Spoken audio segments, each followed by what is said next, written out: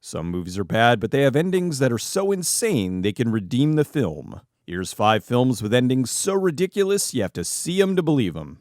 Dracula 3000. Dracula 3000 is a 2004 sci-fi horror film from director Daryl Root. With the name, it was intended to look like a sequel to Dracula 2000, but really, the two have nothing in common except for Dracula. Although in this movie, Dracula goes by the classic name Count Orlok. Dracula 3000 takes place on a spaceship in the year 3000. A salvage ship finds an abandoned freighter, and they decide to raid it for scraps. Only on board, they find the crew dead and a bunch of coffins. They assume the coffins must be filled with contraband, so they open them, only to discover they're filled with vampires. The movie then turns into what you would expect. Members of the crew getting systematically taken out by vampires while they try to figure out a way to fight back. This all boils down to an ending that is just awesome. Towards the end, it's clear that Orlok is winning. There's no hope, he's gonna kill everyone. The only 2 people left are Humvee, played by Tiny Lister, and Aurora, the robot cop, played by Erica Laniak. If they don't stop him, Orlok plans on turning Humvee into a vampire, taking control of the ship, and returning to Earth. If he does that, humanity will be destroyed. So the only thing they can do is a suicide run. They program the ship to crash itself into the sun. Aurora tells Humvee that before she was reprogrammed to be a space cop, she was a pleasure bot, and still remembers her programming. So she offers him the option to go out with a bang, which he happily accepts. Bingo, must be in the front row. Ain't gotta tell me twice. Come on, girl. So Humvee bones the robot as the ship flies into the sun and kills Orlok, which saves all of humanity. Hilarious. Tammy and the T-Rex. Tammy and the T-Rex is a 1994 horror comedy from director Stuart Raffill, the director of Mac and Me. The movie's a sweet teenage love story. That is, until the guy dies and has his brain placed in a giant animatronic robot dinosaur, which then goes on a killing spree. Tammy, played by Denise Richards, is trying to get her boyfriend, played by Paul Walker, back to normal.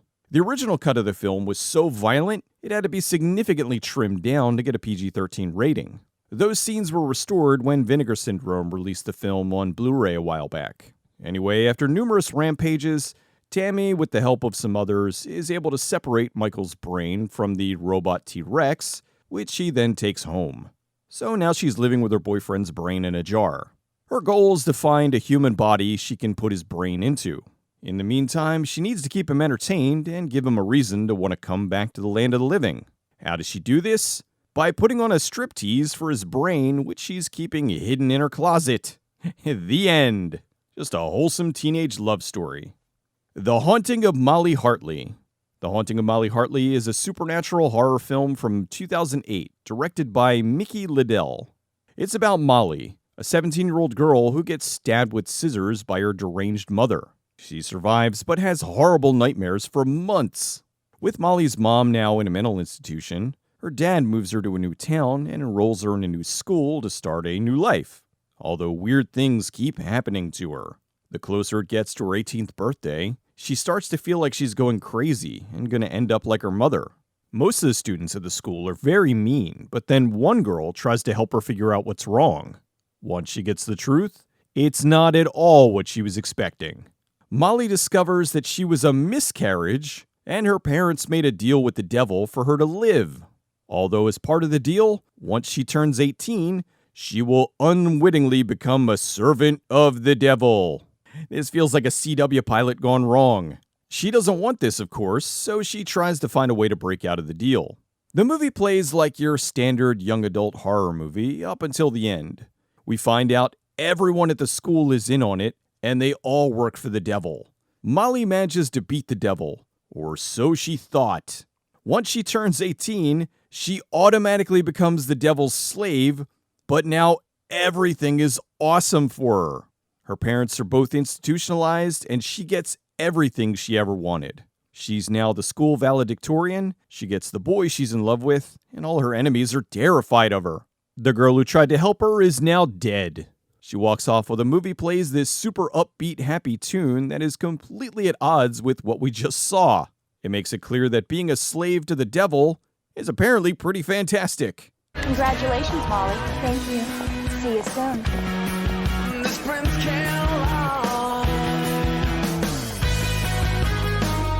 It's hilarious. Not at all the ending that you'd be expecting with this kind of film.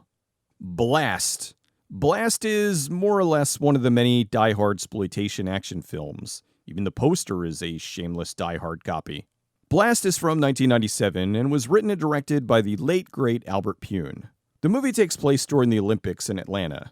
A terrorist named Omoto, played by Andrew Divoff, and his team of bad guys take the U.S. women's swim team hostage, and the only one that can save them is Jack Bryant, the janitor.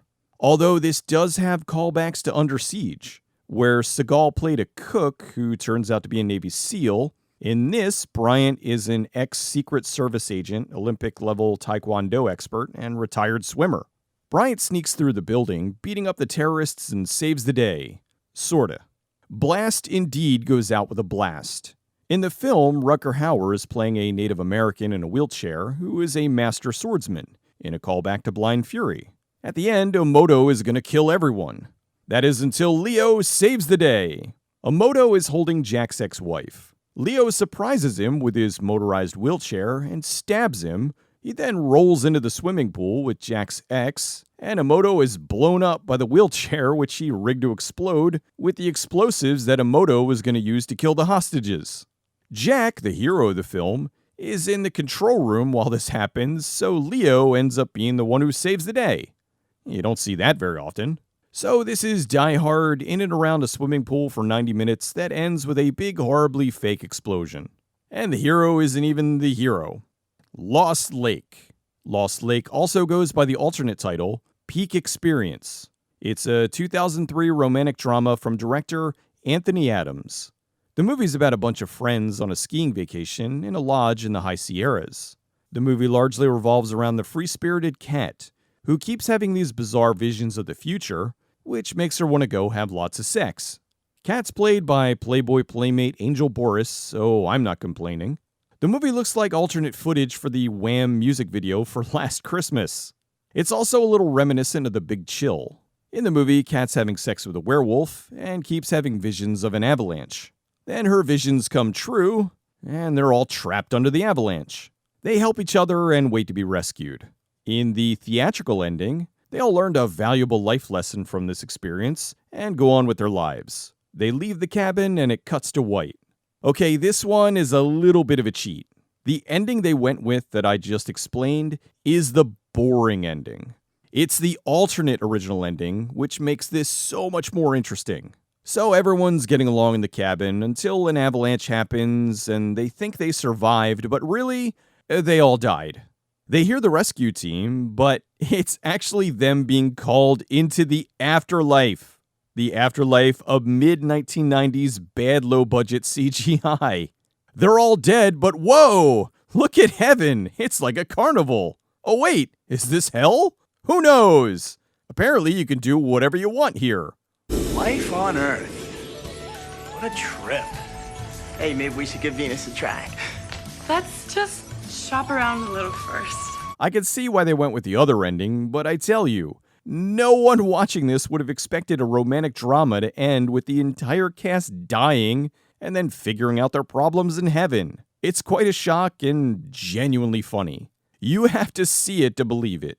However, I doubt it was meant to be funny, which is why they cut it all together. There's a lot of movies out there with some crazy endings. What are some of your favorites? Be sure to put a spoiler tag if it's a newer movie, as not to ruin it for anyone reading. I think you'll all agree a crazy ending certainly will stick with you, even if the movie's bad. Thanks for watching, everyone. I'll see you next time.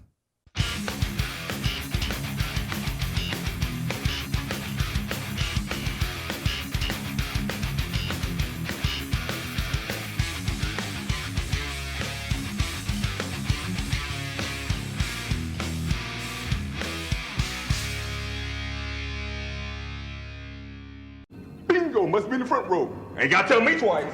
Come on, girl.